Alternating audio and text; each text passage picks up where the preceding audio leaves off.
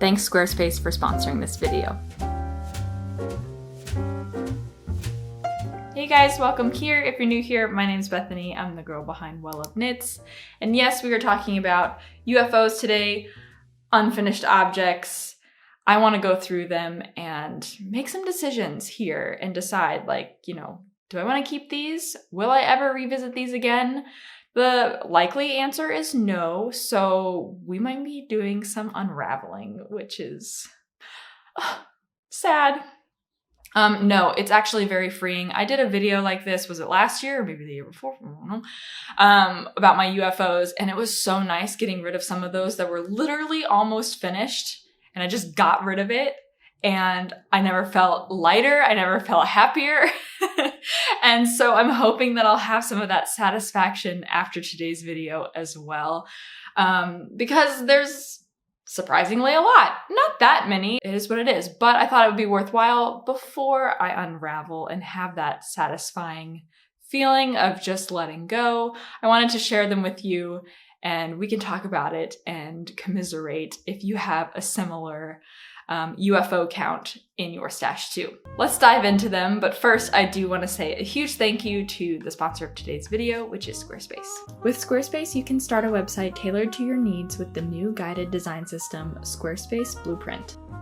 They have professionally curated layouts and styling options that would work well for your brand, and they are optimized for every device. With their integrated SEO tools, you show up more often to more people and grow the way you want. I think Squarespace is a must-use platform if you're selling knitting patterns or even just interested in sharing your hard work. I've been working with them for years and I have no complaints so far. So check out squarespace.com for a free trial, and when you're ready to launch, use my code to save 10% off your first purchase of a website or domain. I will do my best to remember the details about these. Some of them I'm sitting here trying to think what the name of the project is, what kind of yarn is this? I'm blanking. So hopefully as we're going through, my memory is starting to refamiliarize itself. I'll jog my memory and I'll be able to share all the details with you. Although I don't really know what that will do for you as well, because why would that influence you to check out the pattern of whatever it is I decided to abandon, or maybe you like the yarn? I guess there's some things that would be positive. So yeah, this one, we'll start with an easy one because I have all the details of this pattern very handily in this drawstring bag. This is from Knit and Wear, which is a knitting kit company.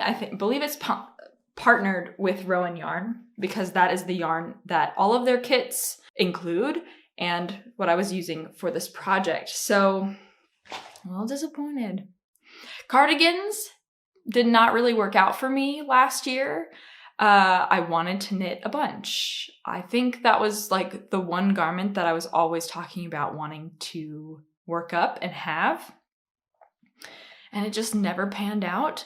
All of the cardigan projects that I have started have gone unfinished. And I can't really remember. I did the cardigan number 7 again, but even then I finished that one and then I picked it back up and redid the sleeve, only one sleeve. It's not included in this lineup, and it should be actually. I did see it while I was picking out some of these projects because they were all over my house. I had to do some serious hunting for these, and I might have missed some. So the cardigan number 7 is definitely one that I'll just mention here briefly. That I think is the last quote-unquote successful cardigan project that I have finished. But even then, I revisited that project and did not finish what I meant to revisit because, well, reasons. So, cardigans, not really a thing for me. I don't know what that's all about. But I can tell you that this one didn't have much of a chance because I really didn't get all that far. I'll go into all the details first, and then we'll talk. So the clay cardigan, I have the little booklet here. It was a knitting kit that was sent over to me by Knit and Wear. And I really loved the cardigan. I thought that this was definitely something that I would want in my wardrobe. I really loved the texture. It has a broken rib texture, I believe. A mistake rib. That's what it's called. And I had never worked that up before, and I thought it was really interesting. So when I saw that, I was like, oh yeah, I want to work with that texture, and I want to, just try it out. And of course, the yarn by Rowan, it was the Rowan Alpaca Soft DK, and that is just so, so nice to the touch. I don't have a full skein here, like a pretty skein, so I just have the one that I was working with. But this is the Raincoat colorway.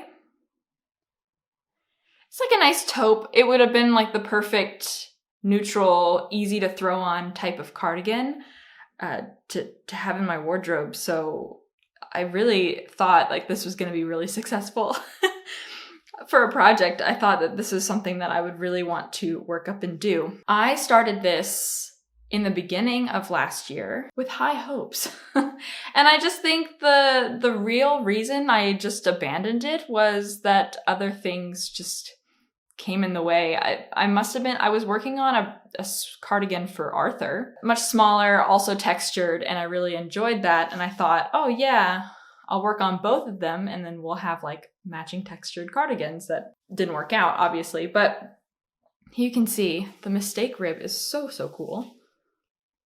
So I'm not really a cast-on junkie. I don't really love the first steps of a pattern, really. I have to get my mind into it. But once I've gotten over that hump and I'm working on the yoke, just before joining the body together, I really, really thrive in that set of the pattern, in that area. I just find that I have the most excitement and the most knitting mojo in those moments. Working from the bottom up has just not really worked for me. And then working in panels, also not very attractive for me. It doesn't really...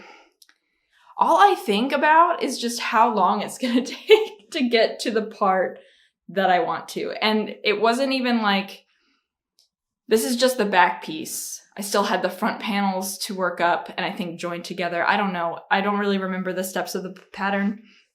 But as much as I did enjoy the mistake rib and thought it was really cool, I didn't end up want to keep working on it. I still think that this yarn is going to become a cardigan. I think that's all I can really see it as. I think it's really soft. It would be a really nice color to grab for, like I said. And that's kind of like the whole reason why I wanted it, this pattern. I do think one of my favorite patterns that I've ever made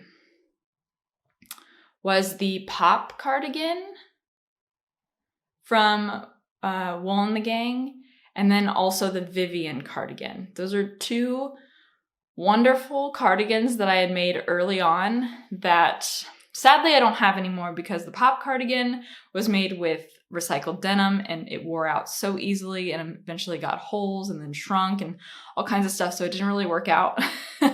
And then the Vivian cardigan I recently said goodbye to, also for similar reasons, but not because it shrunk, but because I had worn it so much, very worn out, had holes in it, and ultimately it just didn't have that nice look anymore. It was definitely a very homely cardigan, and it wasn't something that I was very comfortable wearing out in public, let alone in the house.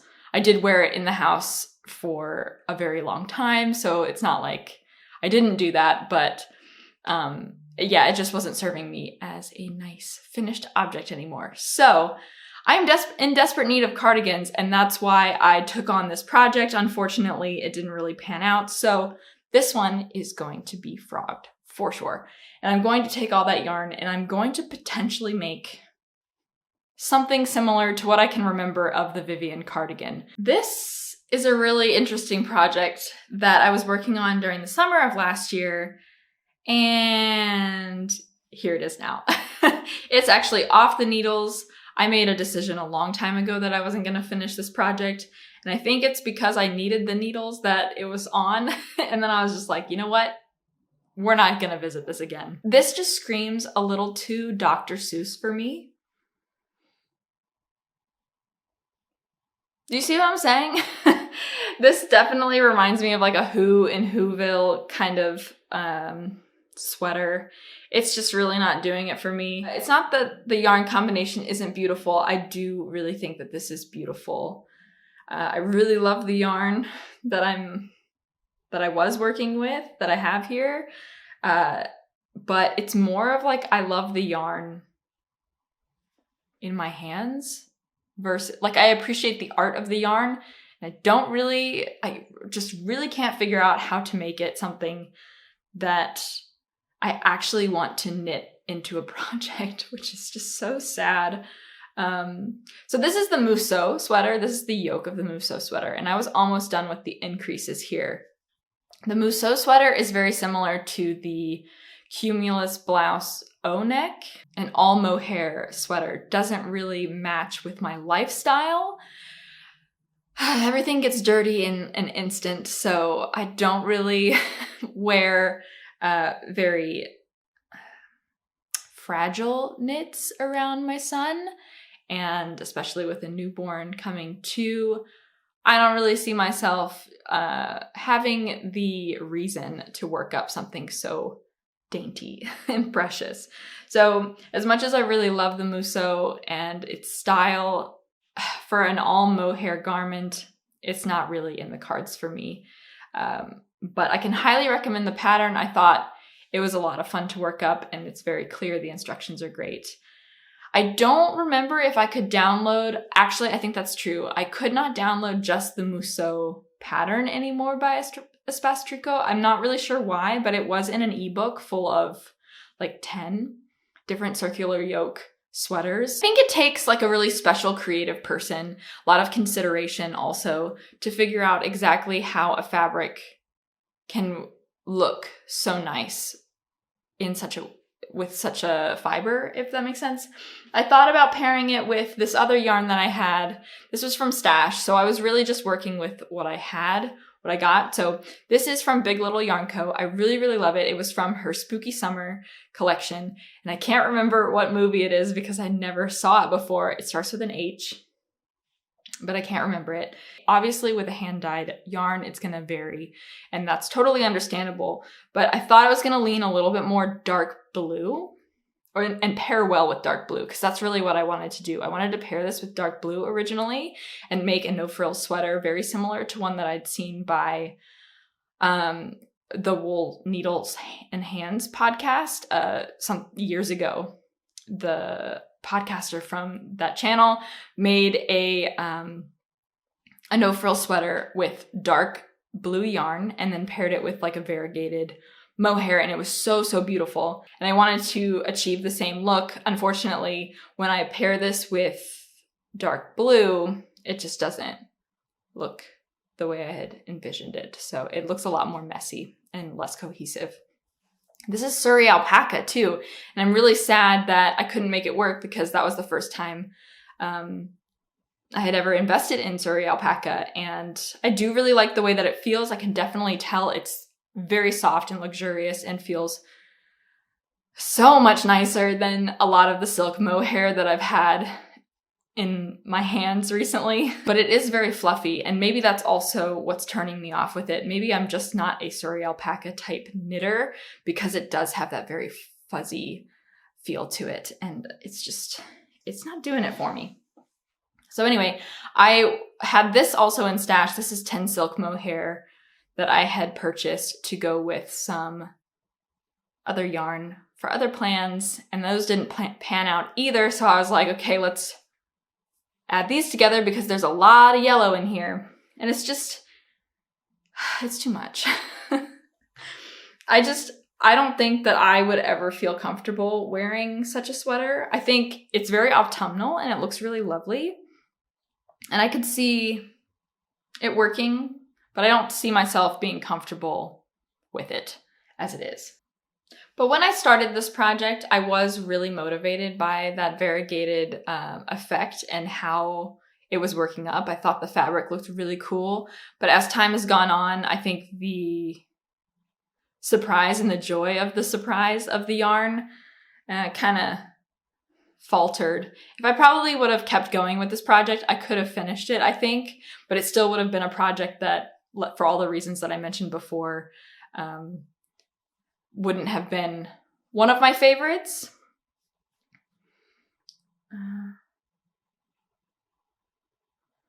So this is going in the frog pile, which is a nightmare because it's mohair. Okay, those are the ones I'm for sure frogging. Let's talk about one that's probably the most shameful that I've left behind.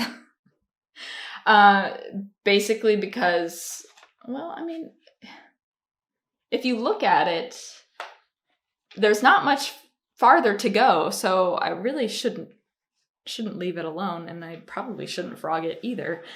This is a self-drafted sweater of mine that I was making based on some sweatshirt measurements. I started this project in summer of last year. I received this yarn from Hobby. It's the Friends wool and the Friends mohair. I didn't really talk about receiving it very much because I was waiting for the project to finish the project and do more of a discussion about the yarn, but I'm going to mention it here. I really do like this yarn, and I do really appreciate them sending this over to me. This is 100% wool, and then a 72% mohair, 25% silk, and 3% wool blend for the kids' silk. And this colorway is chocolate, if memory serves. I really love the two of these together. They're both chocolate, but there is some variation there, and you can see it. This sweater has been Molly's bed for ever since we moved here because I was working on it when we first arrived in October of last year. And I left it upstairs in the attic, and she likes to go up there and spend time. And as you can see, it is just completely covered in cat hair. But here, maybe you have a good view of what the fabric kind of looks like. This is the pearl side, but you can see the mohair playing with it. I think it looks really nice. And it's not covered in cat hair. And I think that I would really love the finished object as a sweater. I think right now it wouldn't really fit me very nicely, but eventually it would, because it is based off of measurements of a sweater that at the time fit me really nicely, and I really loved the look of it. And what I really wanted to do was, just take those measurements and really just make a sweatshirt feeling sweater. So I got as far as the body, and I was doing the Italian bind off. I'm not halfway. I started the Italian bind off, and as you can see, I still have the needles active. I just have stoppers here. And I was doing the Italian bind off. I think it was really unfortunate because this also coincided with early pregnancy. In September, I got pregnant, so I was having that morning sickness kind of feel and stopped a lot of my knitting. Just because that's just how I am early pregnancy. And it was just really unfortunate that I was working on this sweater at the time. And now I just have the sleeve. I have to finish the bind off, and then I have sleeves and a collar to do. There's really not that much going. The thing that's really stopping me now that I have more motivation is that I wanted to film it and share it with you guys as how to knit the sweater. But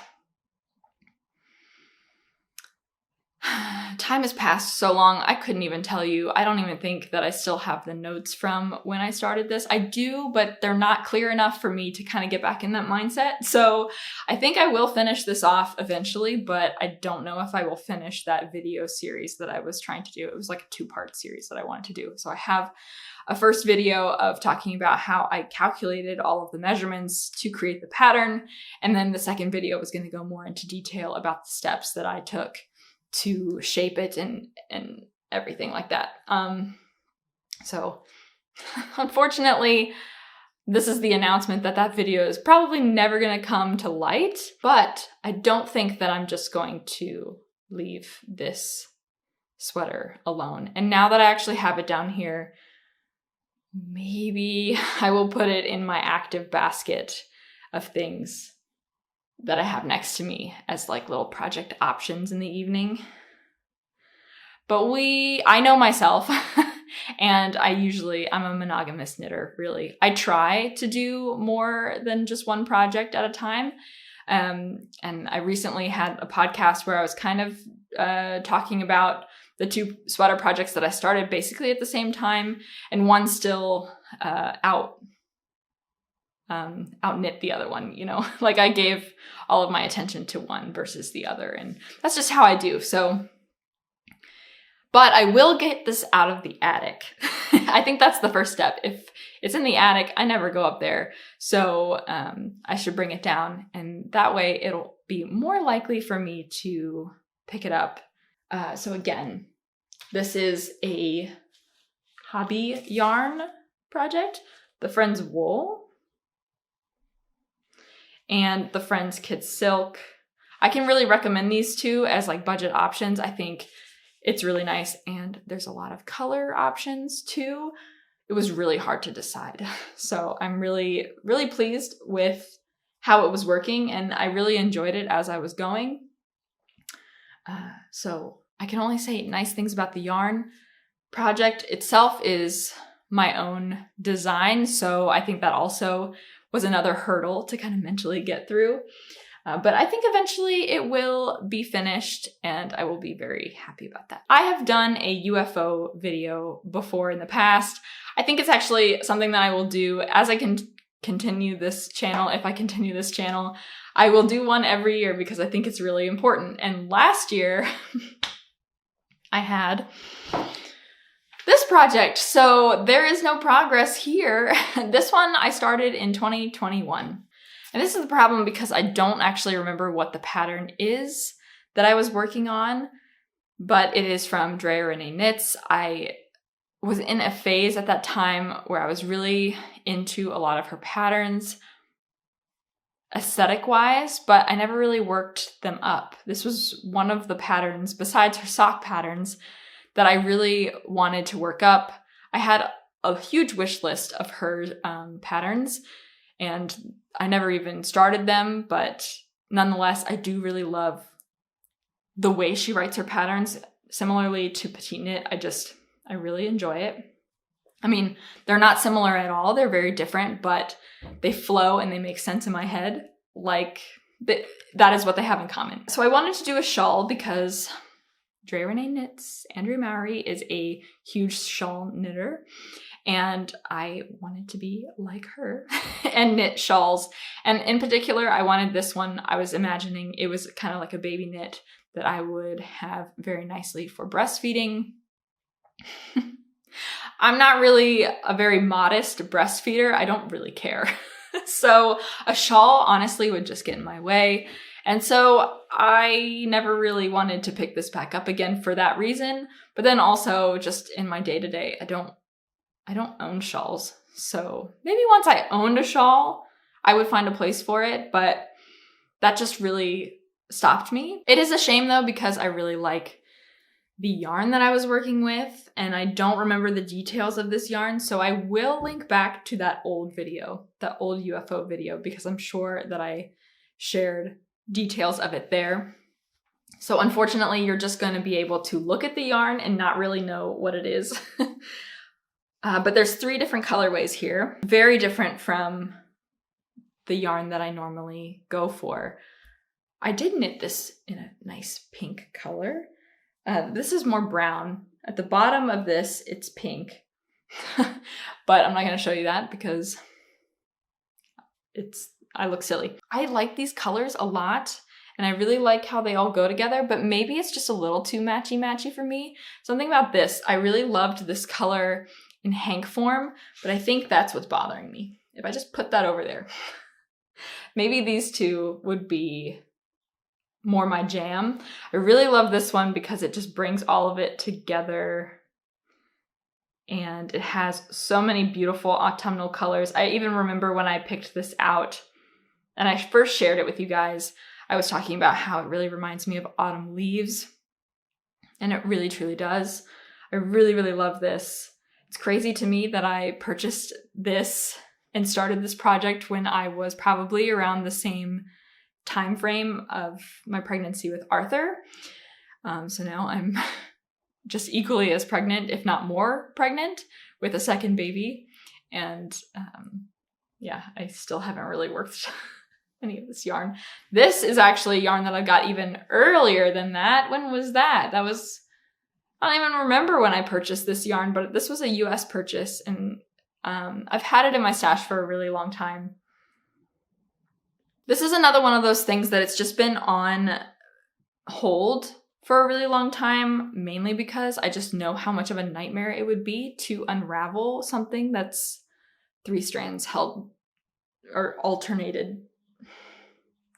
It's not held together. These are all one strand, but it's a stranded work of some kind. I just feel like it would be such a nightmare to unravel, and I kind of don't want to deal with the headache. While it will be an absolute nightmare, this is going to go in the unravel pile, and I think I'm going to feel a lot better about it. There's one more project that I'm counting as an unfinished object because the motivation is no longer there. This is a recent cast on, so it hasn't been sitting for too long, but I can tell you that I just don't know where to go with it. And it might just sit. I don't think that I'm going to go as far as unraveling it. I can already tell you that now.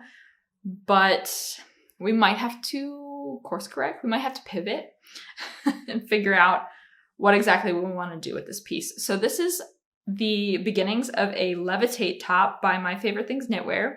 When I was casting on for the sweater number 15 that I recently finished, I also cast on for another one of her pieces, the Levitate wrap, because I was on her website, you know, I was in like a little bit of a My Favorite Things Knitwear phase looking at all of her stuff. And I saw the Levitate wrap and I thought, you know, it would be nice to have a cardigan.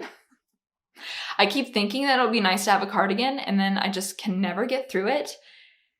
And I wonder why. I have no idea why that is. Is it because it's back and forth for so long? But even still, like I mentioned, I really enjoy the yoke part of a project. And here, we're still in that stage, you know? Like I was about to finish up. I couldn't even tell you where I'm at, which is a problem.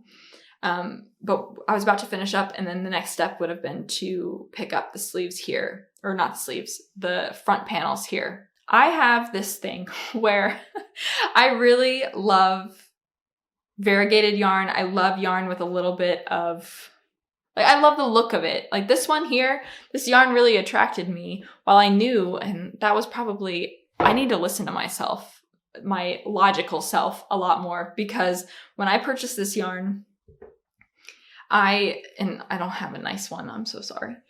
Yeah, it's a mess. It's just a mess.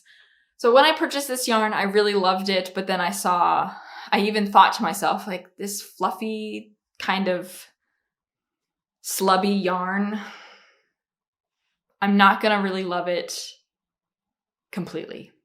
Like, I love it in skein form, but I'm not gonna love it as I'm working it up. I'm gonna be looking at it and being like, do I love it? This is definitely more commercial, and it has a printed pattern. So I was trying, after I discovered that and realized that that's going to really bother me, I tried my best to do something about it and color manage a little bit, and I don't know if that helped. So it's really going to be these stripes of pink, and the pink is not very random. It's really like a striped sweater. And in the end, I keep looking at it and I'm just like, I wish it were more random. So there's that. And then there's also just the fact that it is very slubby, and it is very, I don't know, it's going to pill a lot. It's just not my favorite. And I knew that. I knew that when I purchased it. I was like, but let's just give it a go. I mean, just try it, Bethany. Live a little. That's kind of how I was feeling. And then here we are. Now it's not really a project that I'm all that interested in keeping up with. Maybe it's just not going to fit in the Levitate wrap world, maybe I can still do something with this back panel and maybe either make it a sweater or make it a different type of cardigan. I don't know. I'm also holding it together with some woolly knit. And I have since gotten more gray, so it's not like I'm missing out with this gray and thinking like, oh, I could really be using this for something else. So I think I'm gonna let that stay for a little bit. I mean, what's the harm in letting it sit for a little while, even though I'm kind of sure about the fate of it. It's just not a really great knitting experience with that slubby yarn. And also looking at the fabric, me not being so excited with how the fabric is working up plays a huge, huge role for me in how I want to continue working on a project. So I don't think the future for that project is very good. Thank you guys for sitting down and chatting with me about these UFOs. I hope that you got some inspiration to go through yours, because I think it is a healthy thing to do. And maybe you might get some inspiration that way, re-energized with some of the projects, and be shocked to find that you basically almost have a sweater finished that you could just quickly whip off the needles. I really should cast that back on, huh? We'll see if I do. If you like this video, definitely give it a like. That really helps me out. Or maybe subscribe if you want to stick around, and I will see you in the next one. Bye.